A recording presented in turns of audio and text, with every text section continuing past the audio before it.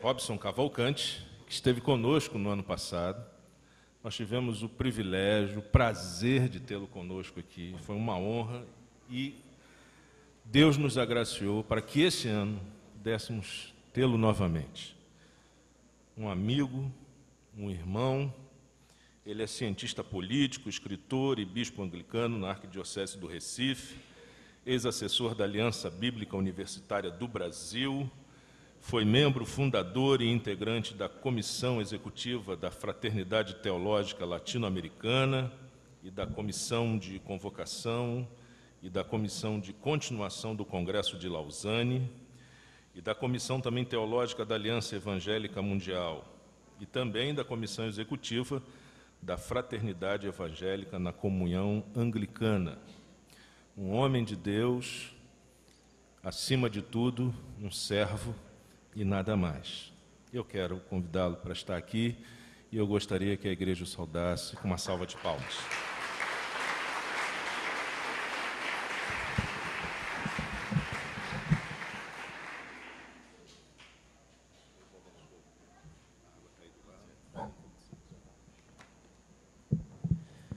Graça e paz, queridos irmãos e irmãs.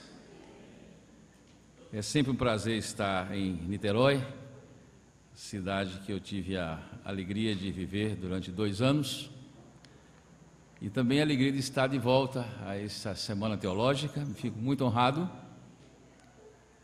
E alguns têm curiosidade sobre a Igreja Anglicana, e esse ano nós tivemos uma aula grátis de anglicanismo, que foi o casamento dos príncipes ingleses. Então, quem assistiu o casamento é aquele da nossa igreja. E a roupa que eu visto é a roupa do bispo que casou os príncipes. Então, quem quiser fazer casamento, estou à disposição. Então, o nosso tema é uma pergunta, e sempre difícil de falar no último dia, porque o pessoal já falou tudo durante os outros dias, fica pouca coisa. Mas o tema é: precisamos de uma reforma protestante? Essa é a pergunta. Eu digo que falo essa noite a uma plateia de protestantes, certo? Amém? Achei o pessoal meio fraco. E falo como protestante. E falo em um país, Brasil, onde as estatísticas referentes ao número de fiéis das igrejas que pretendem algum vínculo com o protestantismo, alguns mais fortes, alguns mais débeis, e outros a gente está procurando para ver onde é que está o vínculo. Essas igrejas que pretendem algum vínculo com o protestantismo, elas não param de crescer. Já 2 censos que um conhecido sociólogo da religião aqui da USP prevê que no próximo vai cair o crescimento protestante. E ele pode ser o bom sociólogo da religião, mas não é um bom profeta. Aí vem o censo seguinte, continua crescendo. Ou seja, o censo continua desmentindo os cientistas. Censo após censo,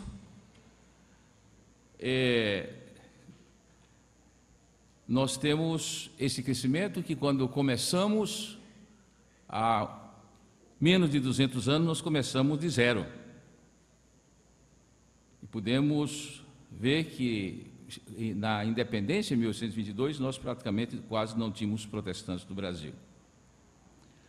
E que um dos grandes debates entre os sociólogos da religião e entre os especialistas em estatísticas da religião e demógrafos é saber se iremos parar de crescer e quando iremos parar de crescer.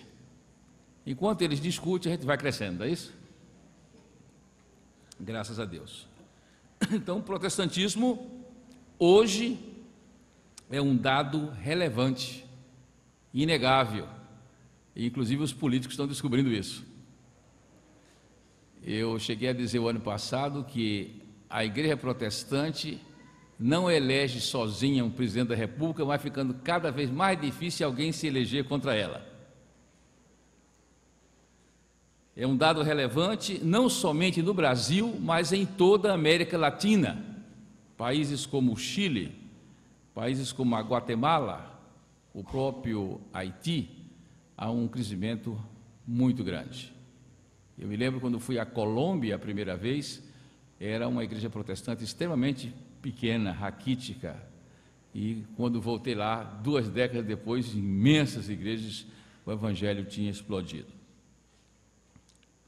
Por sua vez, o Congresso Lausanne III, que foi realizado em outubro passado na cidade do Cabo, na África do Sul, reunindo clérigos e leigos da mais ampla diversidade denominacional, esse congresso foi uma demonstração evidente de quê?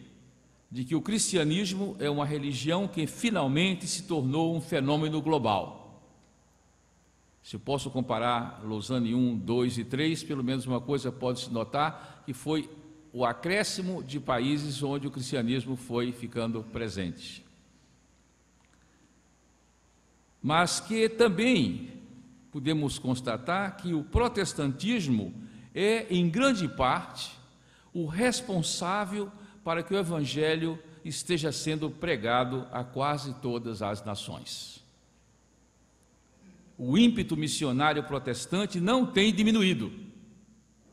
O que ele tem é se diversificado, porque antes era focado em uns poucos países que enviavam missionários e hoje é um fenômeno de envio. Eu estive na Ásia e pude constatar países como a Malásia, como Singapura, enviando missionários para o Camboja, para o Laos, para o Vietnã, países que não tinha quase nenhum cristão, como o Nepal, hoje tem uma comunidade muito forte.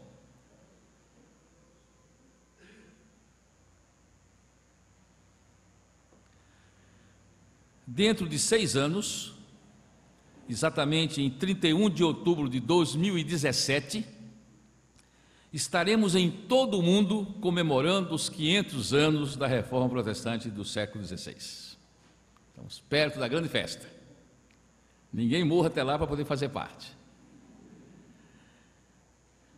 500 anos, 5 séculos, meio milênio, é um bocado de tempo. Algumas organizações eclesiásticas e eclesiásticas internacionais já estão elaborando uma vasta programação de celebração, de avaliação e de projeção da reforma para os próximos 500 anos. E uma curiosidade, essa Semana Teológica Água da Vida, de fato, ela vive um momento de pioneirismo, como que dando um pontapé inicial. Esse é o primeiro evento tratando da Reforma Protestante, já 6 anos antes. Então vocês já podem registrar e tomar esse tema como embalo e marcar de uma ou de outra maneira com o grande fórum de avaliação do protestantismo nesses 6 anos que nos separam dos 500 anos, e o fazemos na Baía de Guanabara, hoje um pouco menos ecologicamente correta do que então, onde ainda no século XVI aportaram os pioneiros huguenotes e onde foi celebrada a primeira Santa Ceia protestante das Américas. Vai lá na Escola Naval que está um marco da primeira Santa Ceia protestante das Américas. E onde foi elaborado o primeiro documento doutrinário reformado do Novo Mundo, a chamada Confissão de Fé Fluminense. E vocês devem resgatar essa história. Tornei-me pessoalmente um protestante por convicção e opção, 3 anos após a minha conversão, ao professar a minha fé em uma igreja luterana, no culto alusivo à reforma. Eu fui professo no dia 31 de outubro. E eu hoje de manhã dizia que na época que eu me converti, todas as igrejas protestantes do Brasil, no dia 31 de outubro, faziam o culto da reforma. E hoje os seus netos estão comemorando Halloween. Então, professei minha fé nesse dia como um dos momentos culminantes de uma jornada espiritual que continua até hoje. Escrevi certa vez em um jornal secular de grande circulação lá no Nordeste, considerar o dia 31 de outubro de 1517 como a data mais importante da história da igreja depois do dia de Pentecostes. Escreve isso há muito tempo e quer dizer que continua acreditando assim. Movida por Deus, mas realizada por homens, nas palavras de Martinho Lutero, simultaneamente justificados e pecadores, simul justus et peccator, a reforma foi responsável por grandes feitos e também por grandes erros. A nós hoje, em um constante processo de atualização, nos cabe a honra de reproduzir os grandes feitos e também de corrigir e não repetir os grandes erros. Repito, nos cabe a honra de reproduzir os grandes feitos e de corrigir e não repetir os grandes erros. Nessa reforma que está permanentemente se reformando, não em seu conteúdo, mas exatamente em suas formas, reformas, nos seus métodos, nas suas abordagens, nas suas ênfases, nas suas contextualizações, nas suas linguagens, nas suas polêmicas e nas suas apologéticas. Essas são as áreas que nós precisamos estar constantemente nos reformando, mantendo intocado o sagrado depósito. Assim eu repudio, e o faço com a máxima de veemência, aqueles que acham que a reforma está ultrapassada, e escrevem isso, até teólogos cristãos. A reforma está vencida, a reforma é uma página da história que está a ter suas páginas viradas para sempre. Há teólogos na Europa que acham que os 500 anos será a festa do encerramento. Lamento por aqueles e aquelas, inclusive em nosso país, que dela reforma passam hoje a se envergonhar e até a negar o seu valor, quando muitos desses, em processo de abjuração lamentável e triste, um dia vibraram com o seu legado e um dia se orgulharam da sua identidade. Então, ao lado da FEB, nós estamos criando no Brasil a Associação dos Ex-Combatentes da Reforma. Precisamos da reforma protestante hoje. Isso é uma afirmativa que estou fazendo, não é uma pergunta. Precisamos.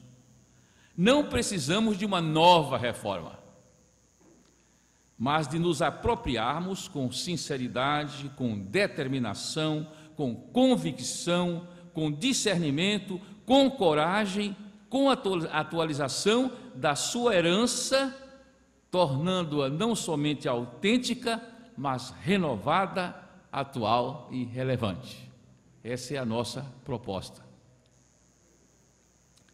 Falemos um pouco sobre o cenário passado. Aqui é um negócio meio de cartomante, né? Passado, presente e futuro. A igreja, como povo da nova e eterna aliança, o novo Israel, o novo povo de Deus, de todos os povos e para todos os povos, foi criada no coração do nosso Senhor e Salvador Jesus Cristo, como portadora das boas novas e sinal, primícia e vanguarda da nova humanidade, tendo sua inauguração no dia de Pentecostes, sob o poder do Espírito Santo. E tem ela, a igreja, estado presente de forma ininterrupta na história, por 2000 anos, e assim estará com ele, presente entre nós até a consumação dos séculos. Portanto, meus irmãos e irmãs, a história da igreja não começa no século XVI, mas no século I. Não começa com as 95 teses de Lutero, mas com o discurso de Pedro. Não começa em Wittenberg, mas em Jerusalém. E muito antes do imperador Constantino, no IV século, a igreja já tinha se espalhado por todo o mundo civilizado de então, já tinha definido o cânon do Novo Testamento e ratificado o cânon judaico do Antigo Testamento. Ela já tinha definido o conteúdo das suas doutrinas básicas emanadas dessas Escrituras, tais como a Santíssima Trindade, as duas naturezas, o nascimento virginal, a morte vicária, a ressurreição, a natureza da igreja, o retorno do Senhor e o juízo final, o novo céu, a nova terra. Ela já tinha definido os sacramentos do batismo e da Eucaristia. Ela já tinha estabelecido os ministérios de bispos, presbíteros e diáconos. Já tinha estabelecido um padrão de governo e deliberado nos concílios. E tudo isso foi feito sob a fórmula, desde o concílio de Jerusalém, Atos 15, pareceu-nos bem ao Espírito Santo e a nós. As bases fundamentais da igreja nada têm a ver com Constantino. Esse é um grande equívoco. Mas foram estabelecidas antes dele. Nesse legado pensado, ensinado e transmitido pelos apóstolos, pelos pais apostólicos e pelos pais da igreja. E era assim que os reformadores protestantes acreditavam. Eles nunca pretenderam criar uma nova igreja. Eles tinham profunda convicção de que o cisma, que é a divisão desnecessária, é um pecado. Eles nunca pretenderam fundar uma nova igreja, mas reformar a igreja de sempre. Una, santa, católica e apostólica. Eram suas marcas, né? Eles repudiavam o romanismo, não o catolicismo, que é a fé universal histórica. Eles não traziam nada de novo, senão a reafirmação do antigo e do eterno. Os reformadores olhavam para o Oriente, onde estavam as igrejas bizantinas, as igrejas pré-calcedônias ou jacobitas, as igrejas assírias ou nestorianas e as igrejas uniatas, autônomas, mas vinculadas a Roma, e olhavam para o Ocidente, para a igreja romana ou latina, e lamentavam e repudiavam aquilo que eles chamavam, eu cito entre aspas, os seus erros, desvios e superstições. Era isso que ele repudiava, não era a doutrina. Os seus erros, desvios e superstições, que foram sendo acumulados ao longo dos séculos, pretendendo então questioná-los e expurgá-los, mas unanimemente, os reformadores consideravam essas antigas igrejas, não como Babilônia e Anticristo, mas como ramos autênticos da única igreja de Cristo, com seus erros, mas não houve umas férias do Espírito Santo da morte de João ao nascimento de Lutero. E não era outra a sua visão em relação às manifestações proto-reformadas, que foi aqueles protestantes que surgiram antes dos protestantes, como a igreja valdense e os russitas ou moravianos, descendentes de Jan Hus. Portanto, resgatar hoje a reforma protestante é resgatar essa visão dos reformadores sobre o que acontecera antes deles. E em decorrência é repudiar, e eu repito, repudiar como uma terrível heresia que nos trouxe e nos tem trazido danos incomensuráveis à teoria que afirma uma suposta apostasia geral da igreja, como se o Espírito Santo tivesse se ausentado da terra entre a morte de João e o nascimento de Lutero. Calvino, Lutero, Cranmer, todos eles jamais pensaram assim e condenariam quem pensasse assim, mas assumiam o passado e afirmavam a presença ininterrupta do Espírito Santo. Todos eles se referiam aos concílios da igreja indivisa, se referiam aos pais da igreja e os citavam em suas obras. E as confissões de fé da Reforma, por sua vez, reafirmam todos os artigos do Credo dos Apóstolos e do Credo Niceno, ampliando e aprofundando alguns temas, especialmente sobre a autoridade das Sagradas Escrituras, a centralidade do sacrifício de Cristo e a salvação pela graça mediante a fé. Isso não é uma inovação, é uma ênfase necessária àquele tempo, mantido a crença nas doutrinas que os credos sempre ensinaram.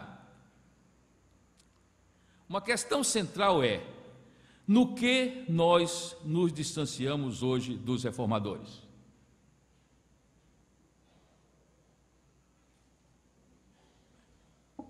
Em primeiro lugar, nós nos distanciamos dos reformadores desse olhar positivo sobre o passado, sobre todo o passado, desse assumir todo o passado, desse assumir toda a história, o que nos faz continuar críticos, hoje também, dos desvios, dos erros e das superstições, mas que nos deveriam fazer também respeitosos e abertos a aprender com as antigas igrejas não reformadas e a dizer que nos 15 séculos anteriores à reforma, a cada domingo que se celebrava a ressurreição e se recitava os credos, ali estava, com todas as suas limitações, a Igreja de Cristo e não a apostasia do anticristo.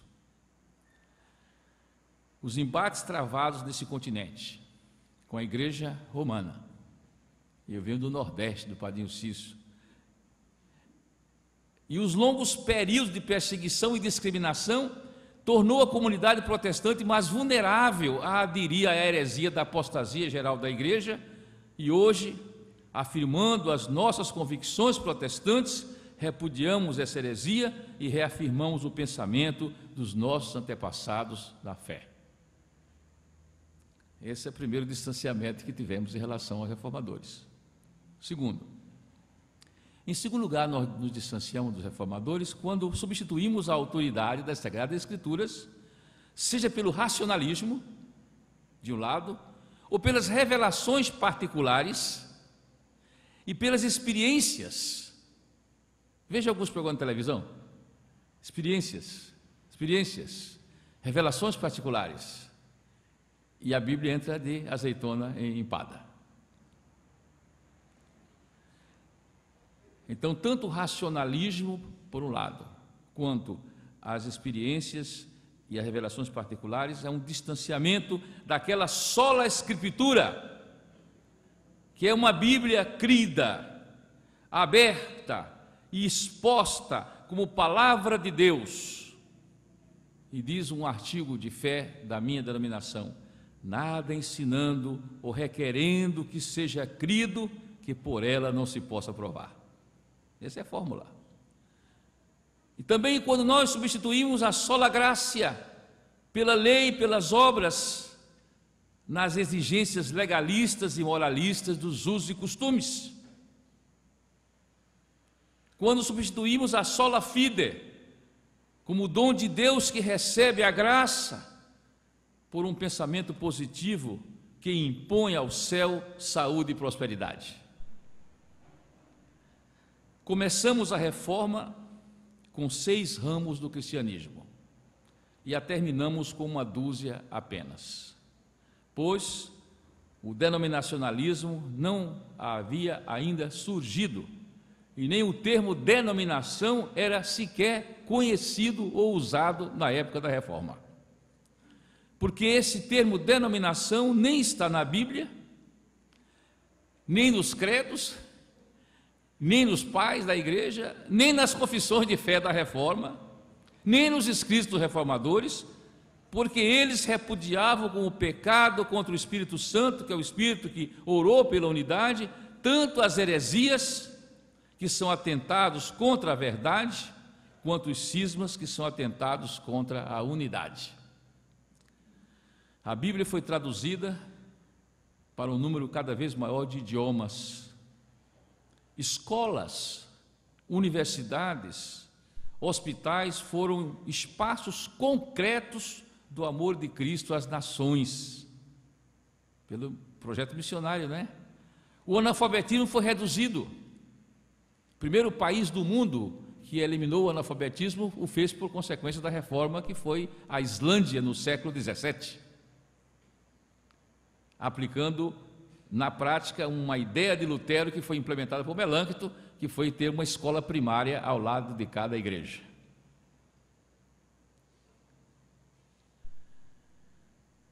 Vidas foram transformadas, culturas foram impactadas, o trabalho foi valorizado, A família foi afirmada, bem como a dignidade de toda pessoa humana, e um vigoroso empreendimento missionário que, apesar dos seus inúmeros equívocos, teve uma inegável dimensão civilizatória.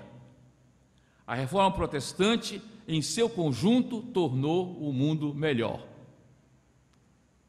Esse mundo não é muito bom, mas sem ela seria pior. Inclusive, nós não estaríamos aqui essa noite. Vocês estariam aí em algum centro espírita ou rezando para Nossa Senhora do Bom Parto e não estariam aqui essa noite, não é verdade? Expansão missionária, que por meio de missionários estrangeiros e pioneiros nacionais chegou até o Brasil. E chegou aqui sob fortes restrições legais e discriminações sociais. A minha geração ainda sentiu isso na pele. E que varou os sertões desse Brasil ao lombo de burro, levando luzes onde havia a escuridão da alma, que nós hoje somente estamos aqui na esteira daquele ministério sacrificial. E nessa noite é nosso dever expressarmos a nossa gratidão e honrar a memória desses pioneiros. Somos uma geração que não agradece e não valoriza a história. Portanto, falando do Brasil, a reforma deixou de ser algo longínquo lá na Europa ou na América do Norte, para ser algo vivo e atual no Brasil de hoje, como estamos aqui essa noite. Aqui está a reforma. Graças a Deus por isso, amém? Isso foi um pouco sobre o passado, que sempre me empolga. Eu sou um apaixonado pela história da igreja. É uma matéria que sempre me empolgou. E eu não me canso de ler a história da igreja. Aí, quando você vai ficando velho, descobre que você está escrevendo a história da igreja e que daqui a pouco o pessoal está lendo sobre você. Então, é assim que a história prossegue, né? Somos normais. Eu sempre comecei minha vida falando em anos, né? E depois já começo a falar em décadas, né? E daqui a pouco, em meio século, isso é um pouco da história. Quando eu me converti no século passado, é estranho isso, né? Mas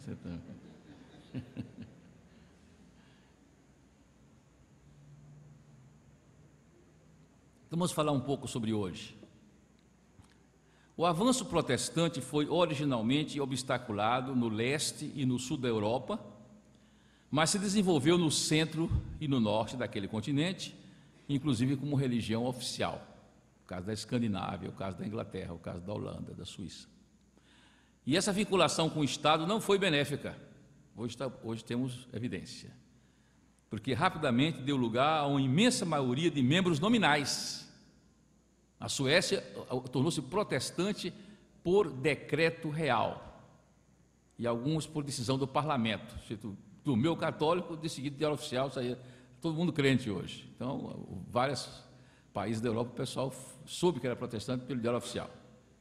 Então, isso não gera uma militância muito convicta, né?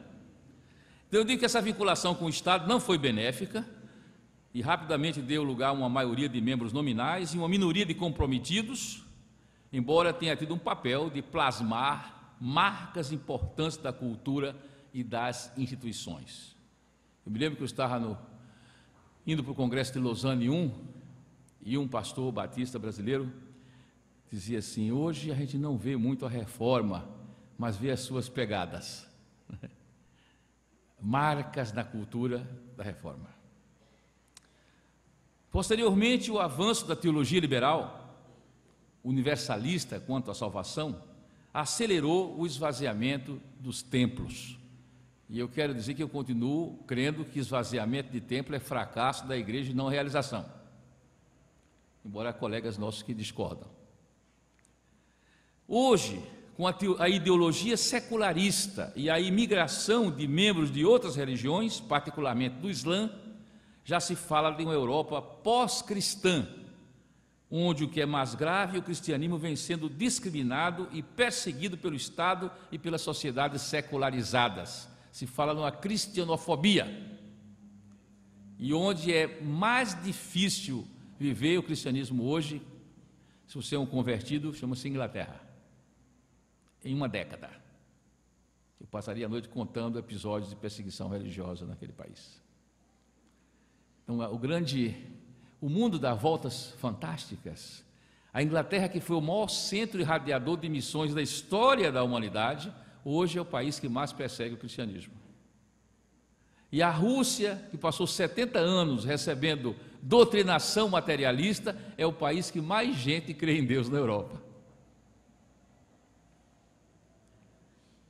Alguém me mandou um vídeo de uma final de campeonato na Rússia, eu não sei que país era do Oriente, no país de maioria ortodoxa, que você sabe que os ortodoxos eles não dão bom dia no dia da ressurreição. Eles cumprimentam, Cristo ressuscitou, e a pessoa responde, verdadeiramente ressuscitou, e a morte não tem triunfo sobre nós. Isso é parte da tradição ortodoxa. E aí é um jogo de futebol, antes de começar, uma torcida diz, Cristo ressuscitou, o jogo era o dia da ressurreição. E o outro lado da torcida responde, realmente ressuscitou, e a morte não tem poder sobre nós. Imagine isso, aqui o Flamengo dizendo, Cristo ressuscitou, no outro lado o pessoal do Vasco, ressuscitou.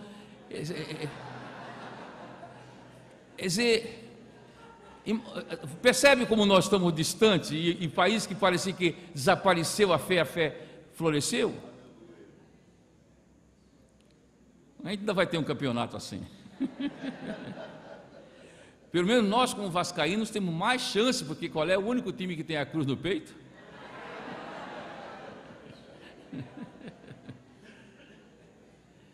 Então, quando eu falei sobre esse pós-cristianismo na Europa, né? Quadro semelhante vai se dando também no Canadá, na Austrália, na Nova Zelândia, e em menor velocidade, mas não menos evidente, nos Estados Unidos da América, onde já há condados que proíbem os comerciários de desejar Feliz Natal, porque é ofensivo. Pode dizer apenas boas festas. Philip Jenkins, e eu recomendo que compre essa obra, está traduzindo em português já há uns 3 anos, a obra clássica sobre o cristianismo nos nossos dias. Philip Jenkins, ele é um anglicano, modéstia à parte, ele é professor da Universidade da Pensilvânia e tem essa obra chamada A Próxima Cristandade. Ninguém pode ser um pastor, um seminarista atualizado sem comprar A Próxima Cristandade. Ele nos fala de um deslocamento, mais uma vez, do cristianismo do norte, do oeste para o sul e o leste do globo, notadamente para a África subsaariana e para a América Latina e algumas áreas da Ásia e da Oceania. Enquanto vai murchando ali, vai crescendo, como aconteceu em outros deslocamentos, Jerusalém, Antioquia, não é? Roma, Alemanha, Inglaterra, Estados Unidos. E aí vamos detectar alguns problemas internos enfrentados pelo protestantismo nas suas origens, com rebatimentos atuais. Primeiro problema, primeiro furo que ficou. O primeiro foi que a sua preocupação com a soteriologia, a doutrina da salvação, se deu às custas da eclesiologia, uma teoria sobre a igreja, resultando em uma débil doutrina sobre a igreja, a partir de uma ruptura com o modelo histórico episcopal e com a criação do modelo presbiteriano e do modelo congregacional. A autoridade da Bíblia foi afirmada, mas não se elaborou instituições sólidas que garantissem a manutenção desse princípio, fortemente atacado de fora pelo racionalismo e de dentro pelo liberalismo. A Bíblia é a autoridade, quem vai tomar conta dela? Não foi construído o modelo. Segundo, foi a distorção quanto ao chamado princípio do livre exame, que era entendido originalmente como livre acesso à palavra e posteriormente foi entendido como livre interpretação. Aí que a porca torceu o rabo.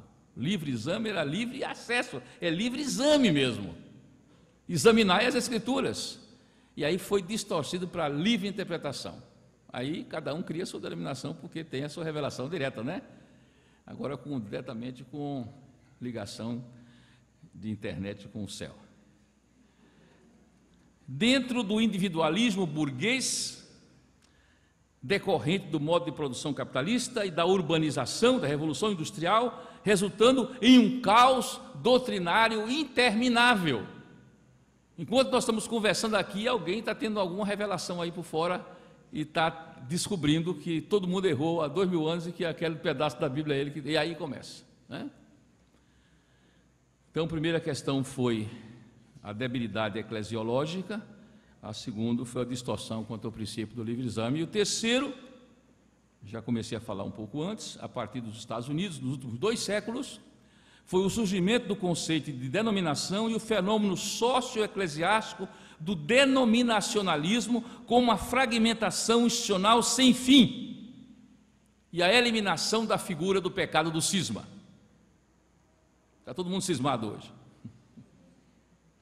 E a essas 3 fragilidades básicas, nós adicionamos as controvérsias polarizantes das primeiras décadas do século passado, outra vez tendo como epicentro os Estados Unidos, controvérsias como liberalismo versus fundamentalismo, evangelho social versus evangelho individual, evolucionismo versus criacionismo.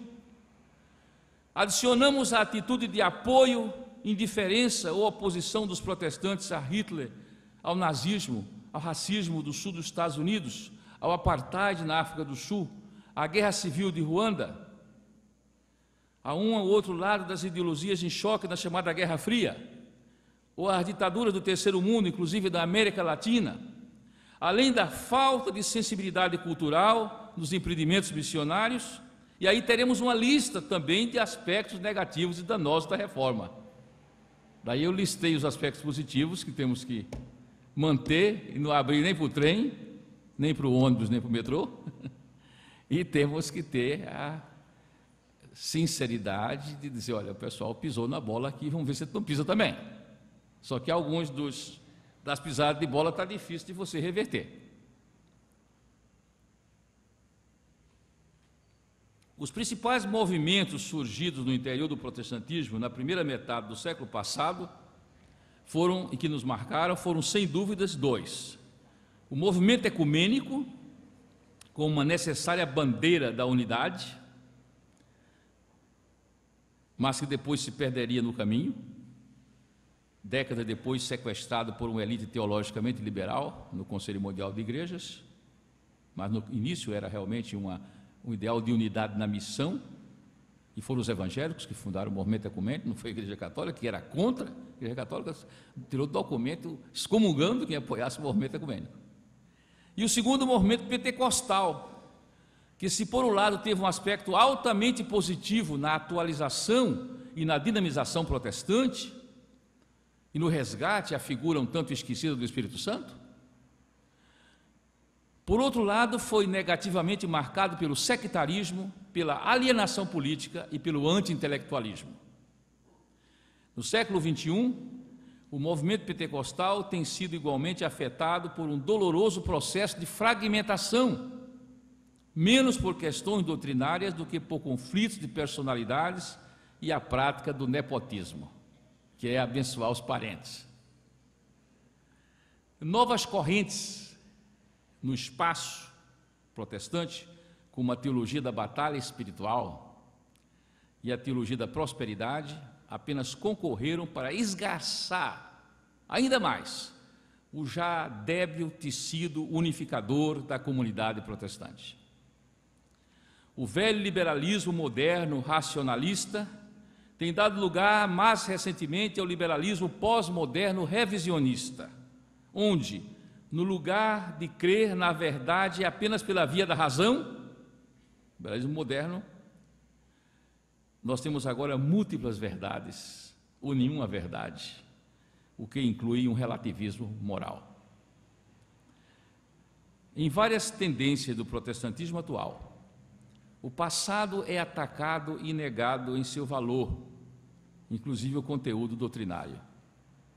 E tanto os racionalistas liberais quanto conservadores, valorizadores das revelações privadas, causam imenso dano ao princípio reformado da sola Escritura, de unidade na missão, e foram os evangélicos que fundaram o movimento ecumênico, não foi a Igreja Católica, que era contra. A Igreja Católica tirou documento excomungando quem apoiasse o movimento ecumênico.